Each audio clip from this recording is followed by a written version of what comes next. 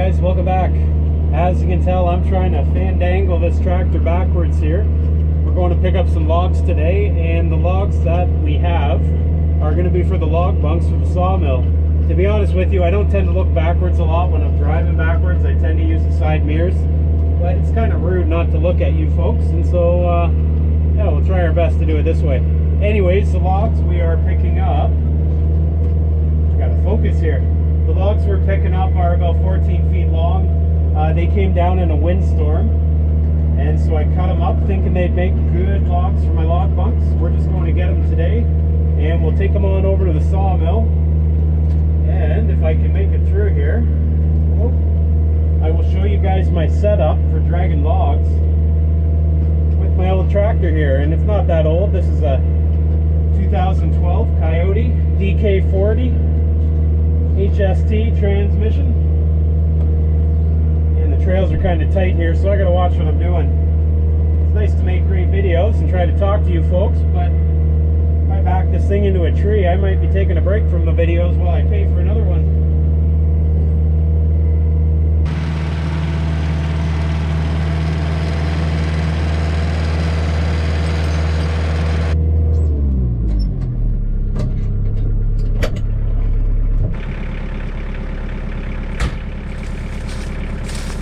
Alright guys, we made it, and if we have a look here, here's my tractor setup. And if you haven't seen this before, here it is. This is my 2012 Kioti DK40, the SE model, hydrostatic transmission. It's got a cab. It's a great unit. This thing, I think I'm just over 1,000 hours at this point. I put out a review on this recently, maybe a month or two ago. You'll have to check that out if you want to learn more about it. Down below here is my basic setup for pulling things with the rear end of the tractor, the 3-point hitch. This red piece, as you guys can see here, it's hooked up to a drawbar down below. This whole piece, excluding this top bar, is off Amazon. It wasn't overly expensive. It's held up pretty well. I'll put the link to this in the description. Some other things you see going on here that look a little bit different than maybe what you've seen before is the addition of this top bar. You guys see this piece of square tubing? I added this on along with this angle iron on both sides. On the angle, which I welded to the steel tube, I put little little cuts in there, and more or less what that does, it just holds the chain in place and prevents it from coming loose while I'm driving. When I hook up a log or whatever I'm towing, I always end up with a little bit of extra chain. I don't want it dragging on the ground, and so I tend to just hook it on top at that point as well. In addition to this 3-point setup, some things you probably can't quite see easily is in behind this chain I have some hooks. This hook hooks into the receiver here, which ultimately receives the chain, as you can see here, and that's what does the pulling. I've got 3 of these hooks, one down here on the drawbar on that side, one down here, you can see there on the drawbar, and then obviously the one up high in the middle. On the back of this tractor, one nice thing that not all tractors have is it has a control. You guys see that lever? To move my 3-point implement up, so that's kind of convenient. That way I can stand back here and watch as the logs get lifted to make sure everything's hooked up nice. But that's my basic setup. On here right now I have a longer piece of chain right here, and I have 2 smaller sections of chain. Let's see if we can get these off here. And the smaller sections of chain are what I tend to use most often. The longer sections, there we go. Okay, so the shorter sections I tend to use more often for towing logs and that. The longer section doesn't have slip hooks on it. The longer section, get on back here. The longer section, doesn't have a slip hook, so I don't tend to use this as much for logs. I tend to keep it on there if I'm gonna tow something like a vehicle out, or who knows, something like that. The slip hooks though, these things right here, these are the ticket. I just got them recently, and these basically allow for the tightening of the chain onto the log when I lift up the 3-point implement. Anyways, that's a lot of talk. I'm gonna get down to work before it gets dark, because I think darkness around here is about 5 o'clock these days. So anyways, let's go.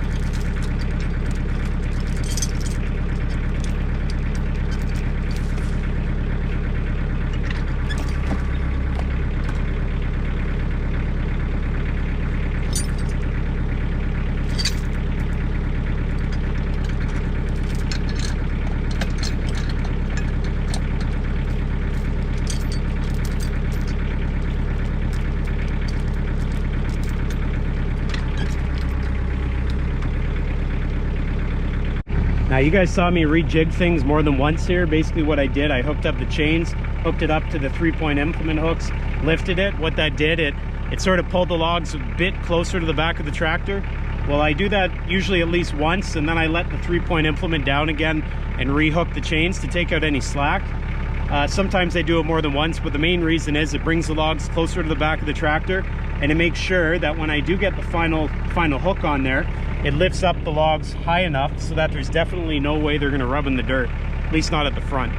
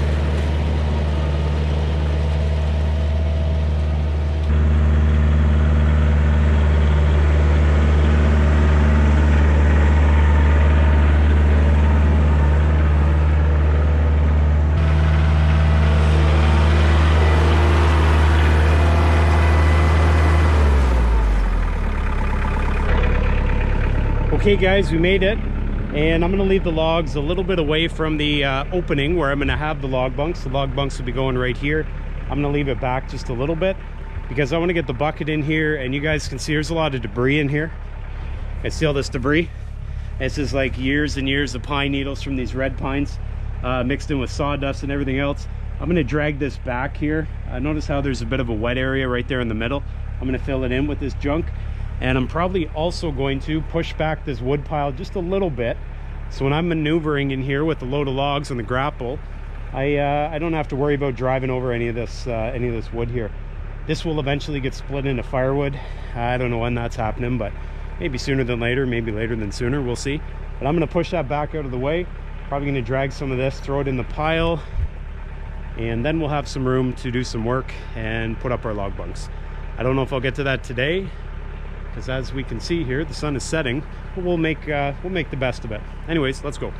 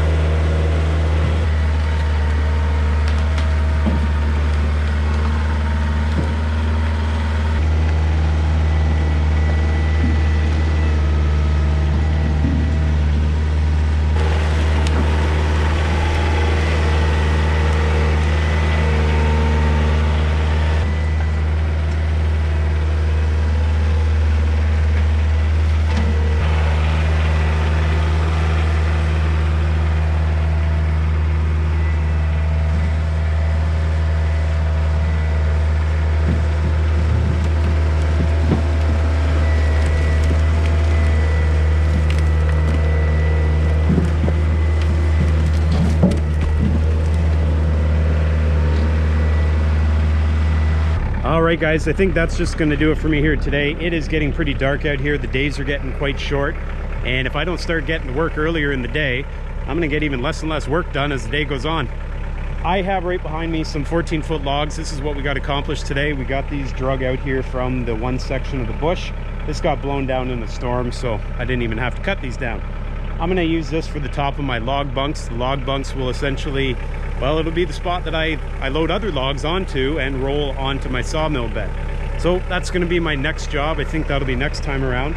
I got to figure out a way to build the log bunks. I have a general idea what I want to do, but it hasn't quite been solidified in my brain, so that'll be what I do tonight over tonight's coffee. Anyways, if you guys haven't done so already, please check out the sawmill shack that you probably can't really see to my left, but that build is pretty cool, at least in my opinion, so check that build out. And if you haven't done so already, hit the subscribe button and make sure everybody come on back next time. I'll see you then.